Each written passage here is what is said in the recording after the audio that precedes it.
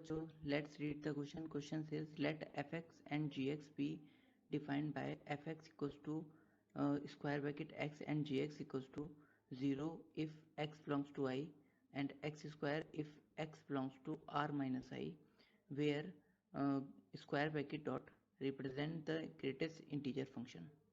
Then first option, limit x tends to 1 gx exists but g is not continuous at x equals to 1. Second option, limit x tends to 1 fx does not exist and f is not continuous at x equals to 1.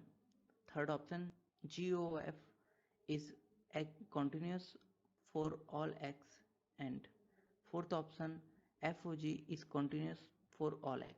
इस question को करने के लिए हम इसका की concept देखते हैं. तो की कॉन्सेप्ट है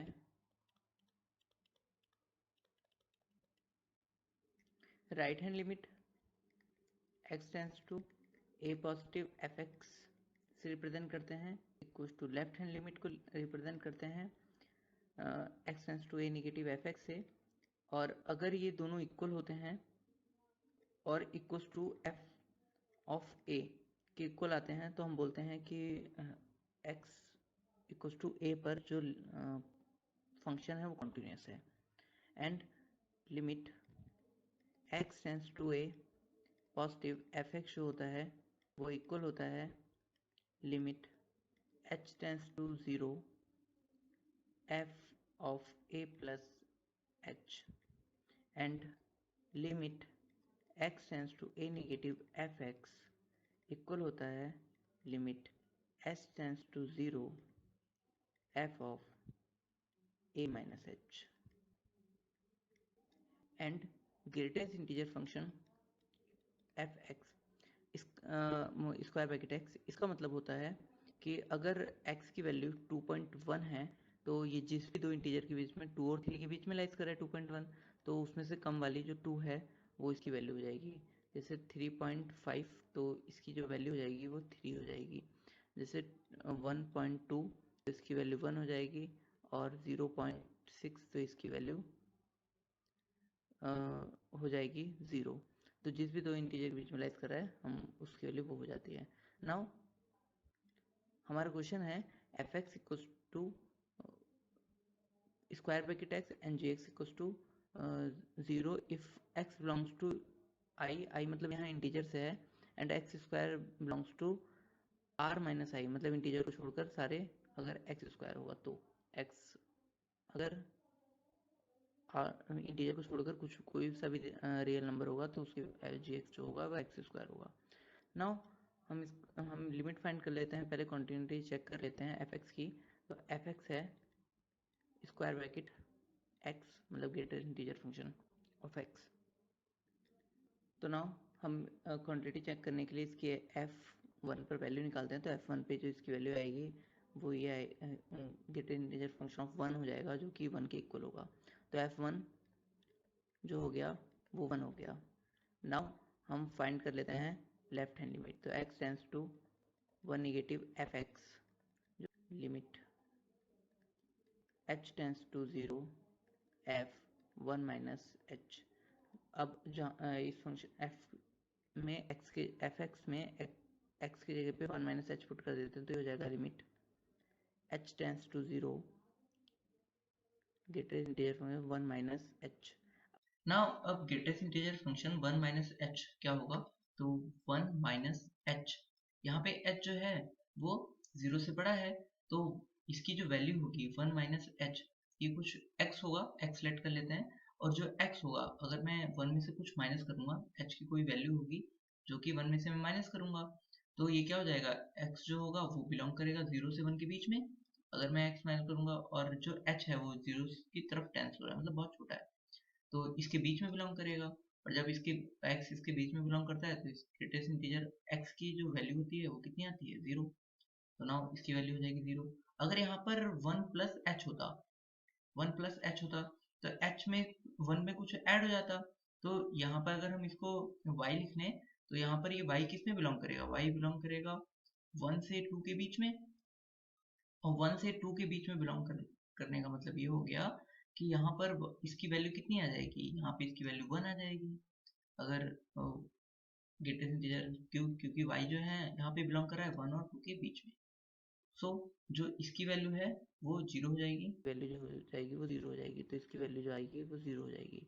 तो इसकी जो लेफ्ट हैंड लिमिट आई वो यहाँ से 0 आ गई। अब वैसे भी लेफ्ट हैंड लिमिट जो है वो f1 के इक्वल नहीं है, सो कॉन्टिन्यूस तो नहीं है, पर हम राइट हैंड लिमिट डिफाइन कर लेते हैं। Limit x tends to 1 positive fx equal होगा limit h tends to 0 f1 plus h positive है तो इसकी वैल्यू हम आगे लिमिट h टेंस टू 0, इसकी वैल्यू हो जाएगी 1 plus H greater square bracket में। अब इसकी वैल्यू जब अगर h पॉजिटिव है, 1 प्लस एच की जो वैल्यू है वो पॉजिटिव 1 से बड़ी होगी, सो क्योंकि h टेंस टू पॉजिटिव में h जो है वो पॉजिटिव होता है, सो इसकी जो वैल्यू हो जाएगी वो 1 हो जाएगी। सो जो limit x tends to 1 positive fx आया वो 1 आया।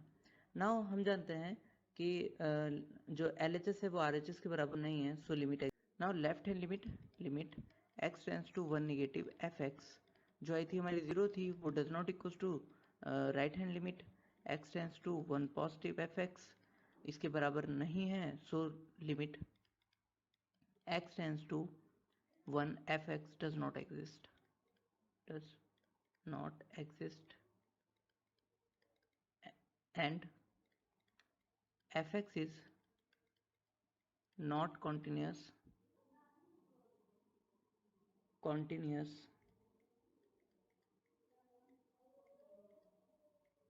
at x equals to 1, x equals to 1 पे कॉन्टिन्यूस नहीं है। now हम चेक करते हैं gx को, तो gx है हमारा 0 if x belongs to I and x square if x belongs to r minus I।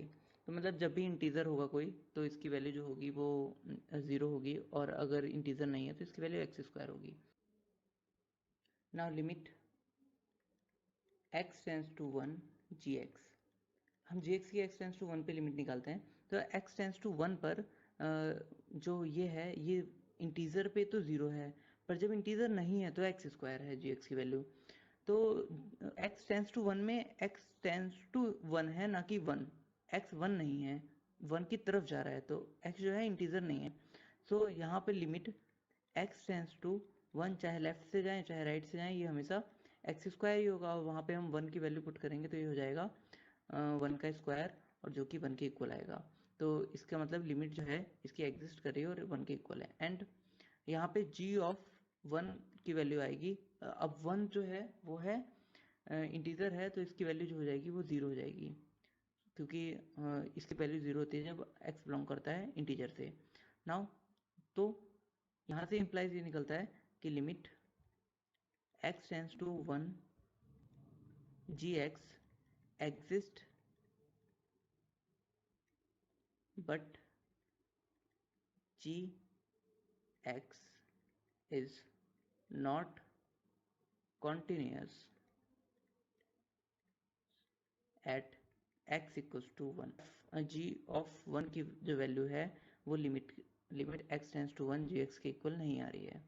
Now हम जी ओ एफ को चेक करते हैं, तो जी ओ एफ हो जाएगा G O F X equals to ये हो जाएगा जी एफ एक्स, और एफ एक्स जो है उसकी हम वैल्यू पुट कर लेते हैं, तो एफ एक्स जो था हमारा वो था स्क्वायर ब्रैकेट एक्स, तो ये हो जाएगा जी ऑफ स्क्वायर ब्रैकेट एक्स।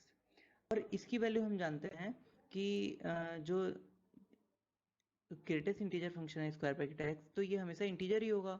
तो g की वैल्यू जब भी अंदर x इंटीजर में है, तो g ऑफ x जब भी x इंटीजर में है, जो अंदर वैल्यू है x जो है इंटीजर में है, तो इसकी वैल्यू 0 होती है, तो इसकी वैल्यू हमेशा 0 होगी, क्योंकि ये जो होता है स्क्वायर ब्रैकेट एक्स में मतलब ग्रेटेस्ट इंटीजर ऑफ x वो हमेशा इंटीजर होता है, सो इसकी वैल्यू हमेशा 0 होगी।